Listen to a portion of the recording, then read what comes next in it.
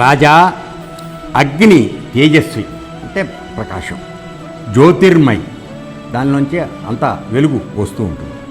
అగ్ని దీప్తిని ఎవరు అణచలేరు, అంటే అది ప్రకాశంగా ఒక పైకి వెలుగుతూ ఉన్నప్పుడు దాన్ని ఎవరు ఆపటం కుదరదు. నీళ్లు పోయడం వేరే సంగతి, అది మొదలైంది, అది కాదు.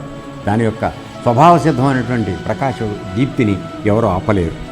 అది అజేయం, అంటే ఎవరు జయించలేనటువంటి ఆ దీప్తి.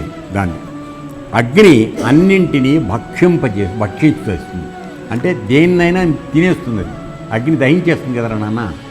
తర్వాత సర్వం భక్షించిన అన్నిటినీ హుతం చేసుకుంటుంది, అంటే అన్నీ దానిలో పడి రూపం లేకుండా అయిపోతాయి, కానీ అది మాత్రం ఏ మార్పు చెందకుండా ఉంటుంది కదా. ఏమీ దానికి అంటదు. అగ్నికి ఏమైనా అంటుతుందా? వేసిన వస్తువు కాలిపోతుంది, కరిగిపోతుంది, రూపం లేకుండా అయిపోతుంది. అంతేగాని అగ్నికి ఏమీ మార్పు లేదు.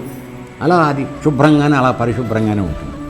అది నిర్లిప్తంగానే ఉంటుంది, అంటే జరుగుతోంది దాని కార్యం దహించడం, అన్నీ దానిలో వేసావు దహిస్తుంది, అంతే, దానికేం మార్పు లేదు. ఏనా? సో ఆ విధంగా మనం ఉండాలని